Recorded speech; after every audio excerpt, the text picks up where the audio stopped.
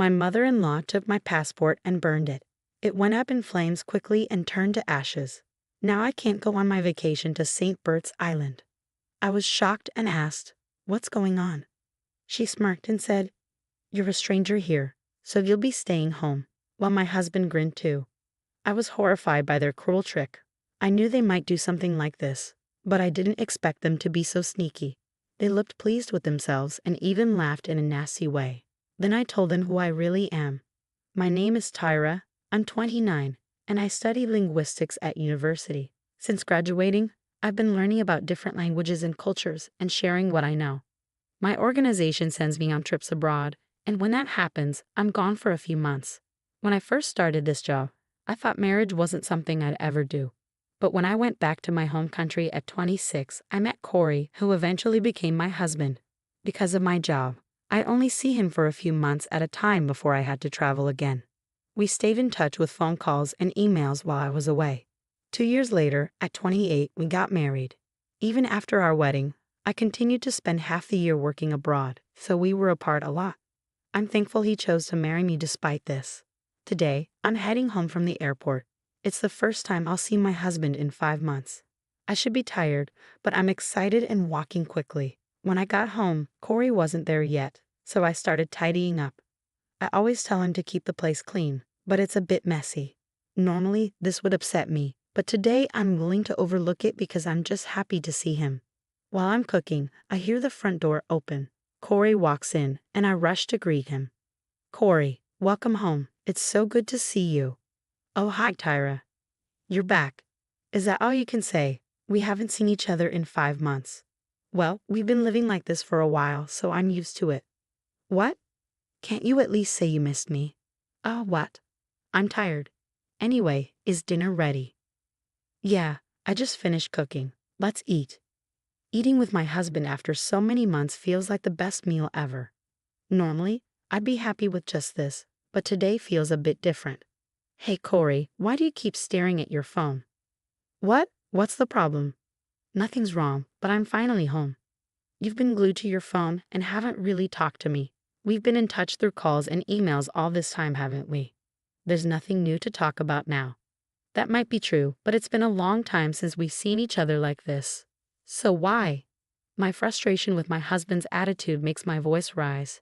It looks like my comment upset him. He stood up, put his phone on the table, and glared at me. "You know what? You were just on a plane, but I'm exhausted from work." "Got it?" "Hold on. I also jumped on a plane right after work. Didn't you talk to me like that?" "I didn't ask you to do that. You just rushed home on your own." "What? You don't have to say it like that. I missed you. I'm just saying I didn't ask you to come home. If you're going to be like this, don't come back at all. You're being annoying, Tyra." He slammed the table and stormed out of the living room, leaving his dinner untouched. What's wrong with him? Why is he being so cold?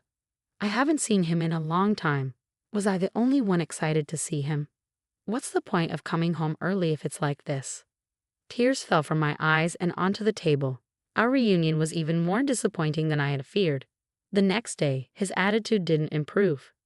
When I greeted him with a good morning, he looked at me coldly. "I envy you," he said. "You get to relax at home all the time while I'm stuck working." "That's not true," I replied. "I have a lot of work to do, like summarizing our activities and preparing for the next training session. It's a lot of work, more than you think. Either way, it's something you can do at home. I wish I had a job where I could spend half the year like that." "You don't have to talk like that." "Well, I'm just a company guy, so I have to go to work. You enjoy your time at home, princess." "What the heck, Corey?" Ignoring me, my husband left the house. We had a few arguments before we got married, but he had never been this sarcastic. I was really confused by his behavior and wondered if his words were causing problems between us. I thought about what I might do to improve the situation. While I was going through work materials, I decided to tidy up the house. As I was vacuuming and changing the bed linens, my phone rang. It was my mother-in-law. Feeling uneasy, I answered the call. "Hello, Tyra here." "Hi, Tyra. It's been a while. I heard you're back home and that you arrived yesterday." "Yes, that's right. And I also heard you upset Corey." He was quite angry. "I'm sorry, but it's nothing that should concern you." Well, since you're back, how about we plan a family trip? What? I was taken aback by her suggestion. Before I could respond, my mother-in-law continued. I was just talking with my husband about going to St. Bert's Island, and Corey mentioned he wanted to join us. What? That's... So Tyra, you're used to traveling abroad, right? Could you help us with hotel reservations and other arrangements? Me. Or are you having trouble understanding what your mother-in-law is asking you to do? Her voice grew colder. It was clear she didn't really want to travel with me. She just thought it would be easier for her since I'm experienced with travel. I knew my mother-in-law didn't have a high opinion of me. She'd been sarcastic ever since we first met at the wedding reception. Even after 2 years of marriage, things hadn't changed. I often received messages from her while I was working abroad. How can you be a wife and stay away from home for months? If you don't take care of the house, I'd rather my son marry someone else. It was a mistake to let him marry you. That's the kind of text I used to get from her. So I had a bad feeling about this call. I never imagined I'd be used for planning a family vacation. But maybe it's better than the usual verbal abuse. I was frustrated with myself for not being able to say no, even though I knew I was being used. A few hours later, my husband came home from work in a much better mood than earlier. He tossed his briefcase on the sofa and, smiling widely, called out to me. Mom called, didn't she? We can go on a trip to St. Bert's. Yeah, I heard. But you know what? What? You're not thinking of turning it down, are you? Mom wants you to come with us, I understand, but why don't you just go with your mom and dad like you originally planned? As soon as I said that, my husband's demeanor changed. He clicked his tongue and his tone became more threatening. You need to understand your role here. The only time you're useful to us is when we're traveling. You don't have to speak like that. It's true, isn't it? Anyway, you'll handle all the flight and hotel bookings, and everything should be in my name, as you probably know. What, Corey? You're going to pay for the whole trip. What are you talking about? We'll split the cost 50-50. It's a small price to pay to show respect to our parents. What is that supposed to mean? If you've got time to lounge around at home, make the reservations now. This isn't right. I don't want to. What are you mumbling about? My husband grabbed a beer from the fridge and drank it in one gulp. I had a lot on my mind, but I wasn't sure what might happen if I resisted. I felt embarrassed, but I had no choice but to do what my husband and mother-in-law wanted. I made all the arrangements for the flights and accommodations for the trip to St. Bert's, just as my husband had ordered. On the day of the trip, I was set to pick them up at my in-laws' house and head straight to the airport. A few days before the trip, I couldn't sleep. In the middle of the night, I noticed my husband, who was supposed to be next to me, wasn't there. I went to the living room and heard him talking on the phone with someone. Oh, it's okay. It's all okay, Mom. I'll be there first thing in the morning as planned. Mom, please handle the passport issue anyway. Seriously, I'm looking forward to it. I'll make sure to introduce her to you when I get back. I was puzzled by some of what he said. Passport, introducing her. Since he called her Mom, I was pretty sure he was talking to my mother-in-law. It seemed like there was something going on between them that I didn't know about. In the first place, it didn't sit right with me that he wanted me to go on this trip. What could they be planning if I went to my in-laws' house? I didn't have all the details, but I decided to stay extremely cautious until the day of the trip. The day of our trip to St. Bert's finally arrived. I packed my carry-on and handbag, which included my husband's things as well. With everything ready, my husband and I headed to my in-laws' house. I braced myself for whatever was coming, knowing I had to deal with it. When we arrived at my in-laws' house, my mother-in-law was the only one to greet us. Oh, hi, Tyra. It's been a while. Good to see you. We're almost ready. I'm going to grab a few things for the trip, so it might be a little while. Okay, take your time.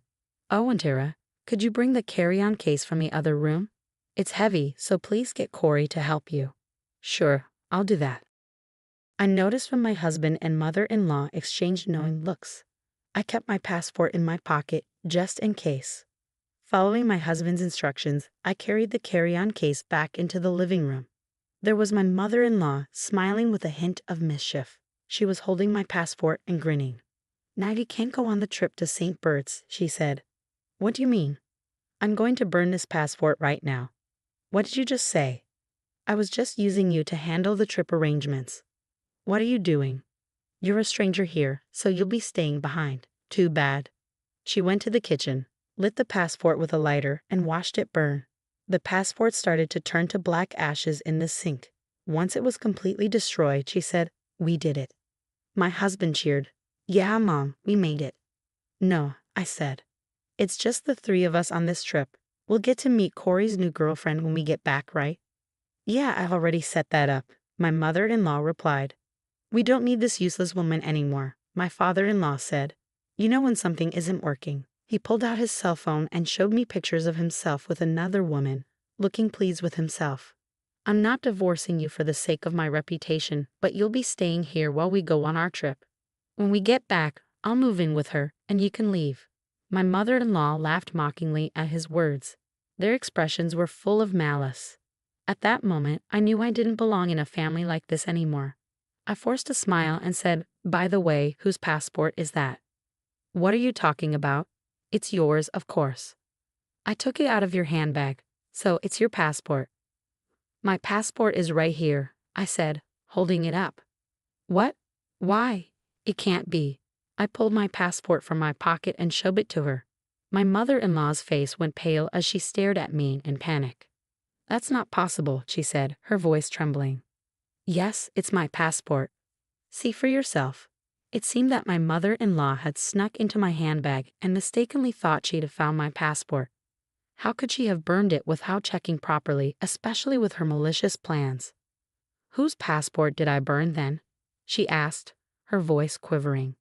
"I guess it was your son's passport that was in there."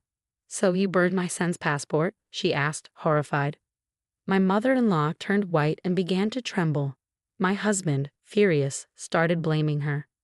"Mom, what have you done? I told you to be careful. I only found one passport in her handbag. Who would have thought it belonged to me? I don't care. You didn't check properly, and now look what happened. You're saying it's my fault? If you had checked from the start, I wouldn't have made this mistake. What the hell?" Before long, they were blaming each other. I was furious and disgusted by their behavior. "Hey, Tyra, do something." My husband yelled at me, but I was not about to back down. "Seriously, who do you think you are? Telling you what to do. You cheated on me behind my back. How dare you? Both you and your mother are despicable." "Hey, who do you think you're talking to?" "I'm talking to you and your awful mother. Don't think I'm just going to let this slide. You're going to pay me back for the affair and all the nasty things your mother has said to me. Be ready." Just then, my father-in-law came downstairs. "What's going on? What are you doing?" When I told my father-in-law everything, he was furious. The trip was canceled, my mother-in-law got a divorce, and my husband was disowned by his father and banned from coming home. I consulted a lawyer, and we finalized the divorce. I also demanded alimony from both my ex-husband and ex-mother-in-law. They had to pay the alimony in one lump sum and cover the cost of canceling the trip to St. Bert's.